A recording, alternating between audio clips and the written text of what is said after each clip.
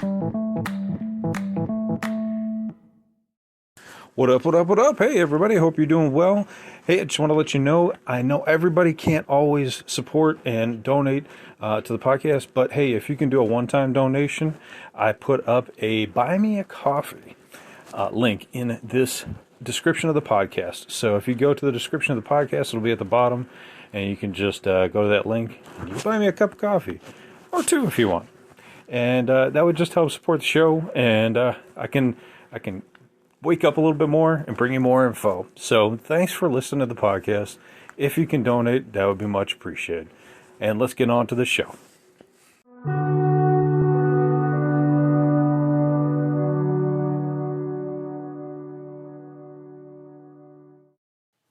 What up, what up, what up? Welcome back to Lockdown Universe, home of the bizarre, peculiar, and unheard of stories of UFO, legend, and paranormal lore. Welcome back. Welcome back. Happy to be back. Hopefully you guys are doing excellent and taking care of yourselves. Today, I'm going to talk about a brand new whistleblower. Very interesting, very compelling, very, very fascinating story about his time in the secret space program. Now, we're hearing all kinds of stories coming out about individuals being in the secret space program, but his is a little bit different. Well, it's a lot different, actually. And at first glance, when I first checked out this episode on Gaia, I was like, this guy looks like Michael J. Fox, and I love Michael J. Fox, but he looks a little bit too small, and he's kind of really soft-spoken, and I'm like, how could this guy be, in the secret space program? But when you start to hear what he has to say, it makes it a lot more believable. He talks about how he went to college at Florida Institute of Technology under a 4-year engineering scholarship. He was awarded a scholarship for the Air Force as well as for the U.S. Army. He decided to go with the U.S. Army engineering one. He just wanted to do engineering, and then he said he was commissioned the very same day he graduated with his bachelor's degree. At the end of his graduation, he decided that he wanted to go on for a master's degree, but the Army said, nope, we're going to start your commission and active duty immediately.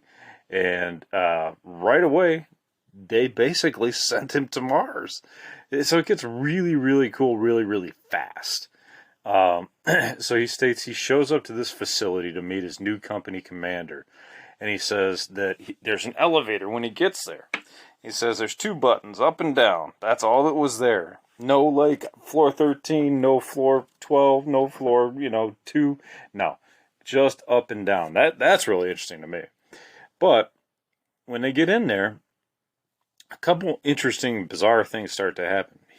His commander places his hand on a scanner on the wall, and they start to go down. It's a 5-minute elevator ride. And that's really interesting because if you've ever been to Sears Tower or the large towers in New York, for a visit, Empire State Building, it takes 10 minutes to get up to the top of them things, man, even though you're going pretty fast. Sometimes you have to switch elevators. So Jason Rice states he felt a very peculiar feeling of vertigo, and they seemed to turn sideways for a little while, and then it was gone. So it was a very weird feeling. But he was told that once he stepped into this facility, he knew he was being watched. All of his actions, decision-making, everything was being watched. And for training purposes, really.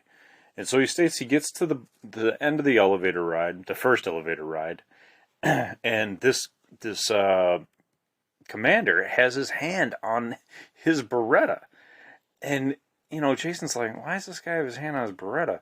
And apparently, he finds out later that he had to use his Beretta on another recruit on the way down that basically lost his mind. Apparently, when you're going in an elevator to either another dimension or another planet, you may go psychotic. You may lose your mind. So that's why his commander had his hand on the firearm. So Jason says that the elevator opens up to a platform. There's individuals there's a weight on this platform, and he gets into another vehicle. It's like shaped like a pill, which is interesting. So this pill is in this tunnel system. So, of course he follows command, goes into the officer's, command, and goes right into this pill like entity, or, design shape thing here. So once they get to the end of that ride, the doors open straight up, and he's surprised that the capsule had even stopped. He didn't even know that they were even moving. But what he did notice was that on the ride in the pill, that there was a frequency change. The frequency change was the Schumann frequency change. So the Schumann frequency is the general frequency that resonates from the planet Earth. Every planet has its own general resonance. Every item around you has its own general resonance, even people. And the Earth is no different, nor is any other planetary entity. So he noticed that there was a Schumann frequency shift, and that was one of his big cues right off the bat, big red flags. So they continue to cruise along in this pill-designed transportation system, and he gets a feeling like they're somewhat moving, but it just feels really weird. It's almost like they're not moving. But the trip, whatever they were doing, the trip lasted about 30 minutes. He says they passed through a portal when he felt that Schumann shift, that Schumann frequency shift. He said it took them to another location. And when he got, let's see. So he was focusing on the vertigo after that Schumann shift. Because you're definitely going to get a bit of vertigo when you go through a frequency shift, when you leave the planet, when you go to a different planet. So this is what he was experiencing, and he had never felt any of these things before. So it was very different for him. Now, keep in mind, I didn't mention this before. Jason Rice is like Corey Goode. He was brought on because he is an intuitive empath. Now, like I said, I gave you that Michael J. Fox scenario where it's kind of like the feeling that I get when I watch Jason Rice. He almost has the same voice, same look, everything, but he's very quiet. He's not like kind of hyped up like Michael was back in the day. He's very, very like low key, kind of monotone. But he was brought on as an intuitive empath, so he could feel these feelings and these changes. So he states that they finished up the capsule ride, and he says they pulled up into what turned out to be their next stopping point. He couldn't feel the capsule stopping at all. The only indication when they had arrived was the doors started opening, and he said it scared the living bejesus out of him because he thought they were still moving and the door was just going to get ripped off. So they were monitoring his reactions all the way up. And so the captain was watching him, and he was trying to evaluate his capability for handling stressful situations, seeing if he was going to freak out. But he didn't. I mean, maybe internally he did, but the captain just kind of smirked, and they get off. And what's interesting was he stated that it opened up to this humongous cavernous system. Inside this cavernous system was an amphitheater, football stadium-sized opening where it was an entire training facility. He said that it was the largest underground facility he had ever seen.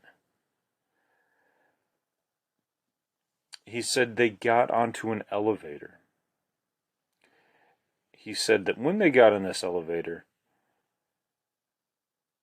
there was a couple elevators that were large enough to put a semi-truck in, and some elevators that were large enough to just put a few people in. So he got into this elevator, and he's with the captain, and he states that he saw an alien in the elevator staring right at him. Large dark eyes, small mouth, small nose. He doesn't say it's a gray. He said it's about 4 feet tall. And he turned and looked at the captain, and he's like, there's something here in the elevator. And the captain's like, what? He doesn't see it. He said, what? The captain says, what is it? And Jason looks back at the elevator and is gone. And at that point, he's like, well, I'm not going to say anything because these guys brought me up here, and he didn't know that he was going to be part of some secret space program. He thought he was just doing his part in the military, and they were going off to like some secret base. So he wasn't going to bring up aliens because, that would get him, probably kicked out of the army, right? Or, they might think he's crazy or whatever. So he didn't do that.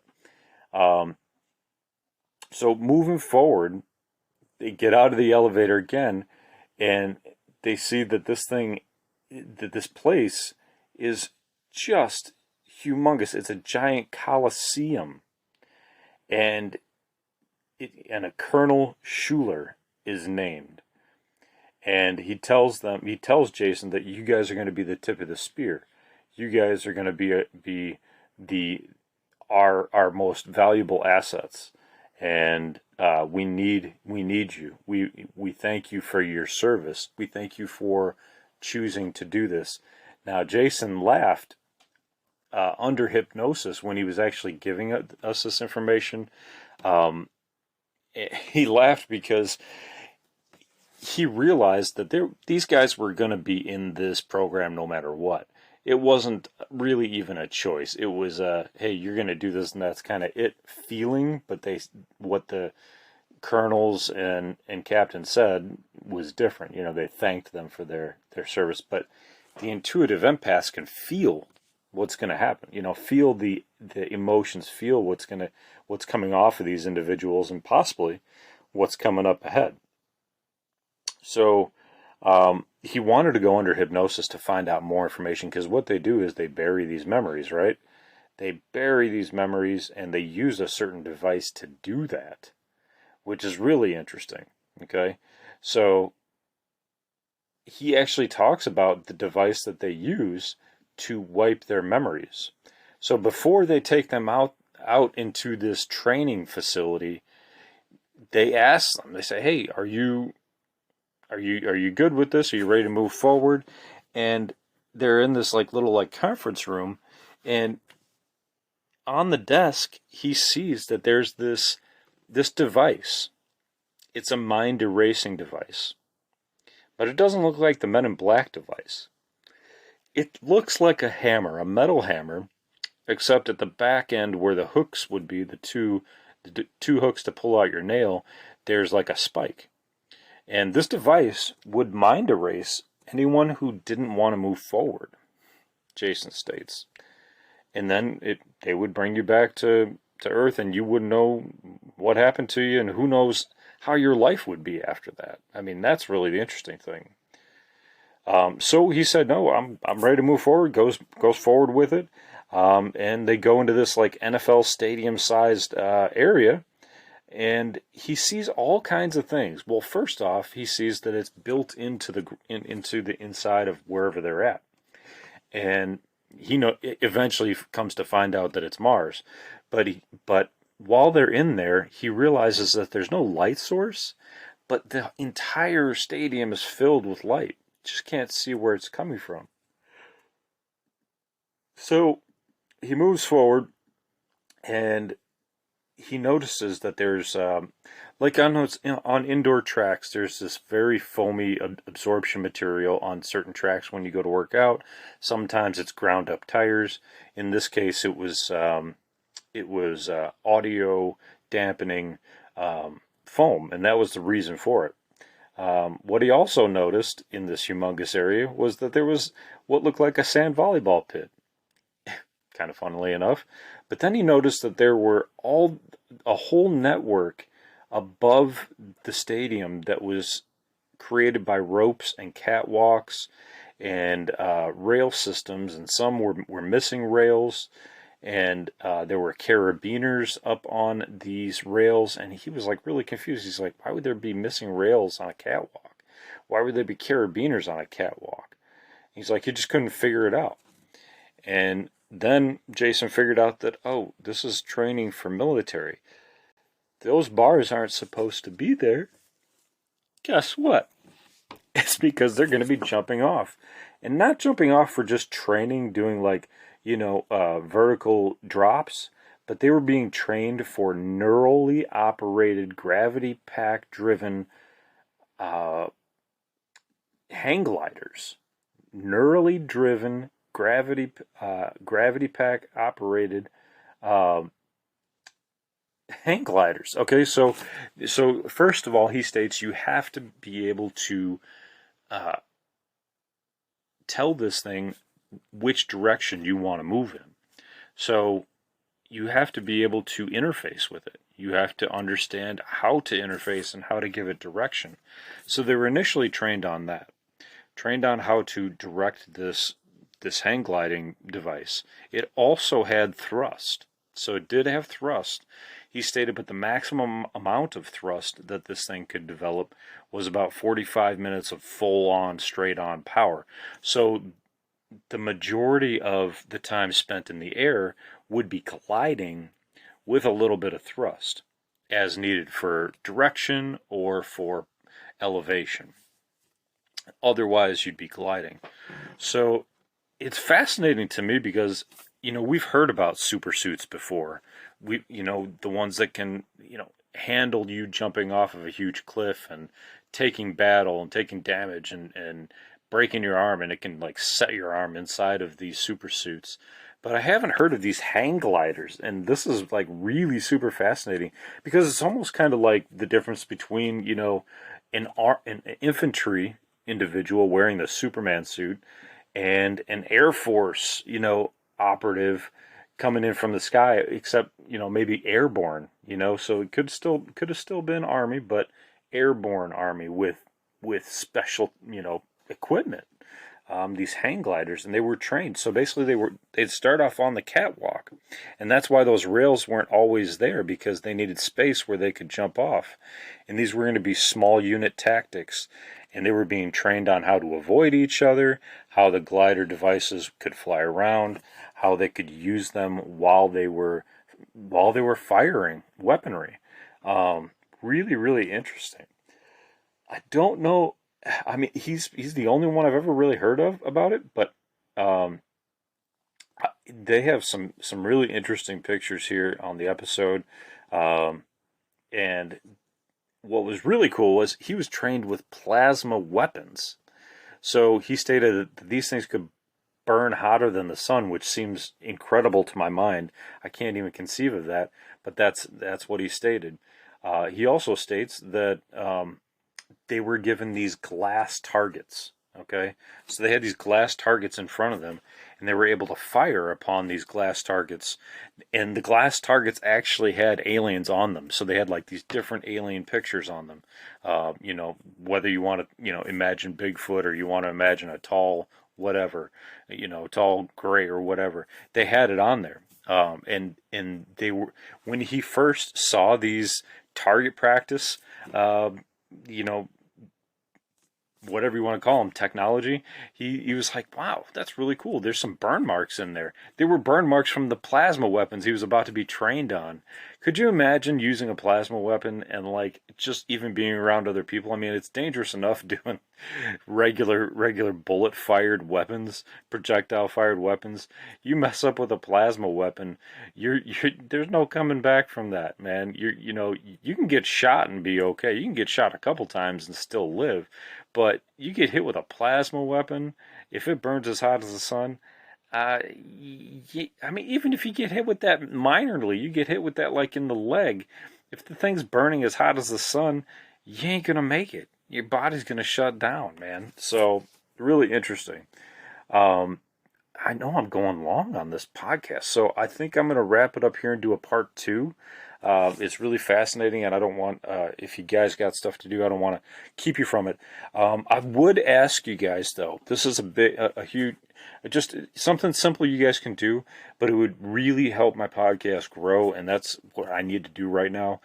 So if you can click follow on the podcast application you're using, just follow, and then you click the notification bell as well if your podcast app has that. You don't have to donate, but that could be your donation. That would be fantastic. That'll really help me grow and really help me develop. And I really want to make this an even better podcast. Bring you better info. So that's what I'll ask right now. If you can go do that, that would be fantastic. I will let you go, and I will bring you part 2 of Jason Rice, Whistleblower, coming right up. Keep yourselves solid, physically, spiritually, emotionally. Follow through on your hobbies and your goals and your dreams, and as always, continue to question the universe around you. Go click the follow button and the notification button. Lockdown Universe out.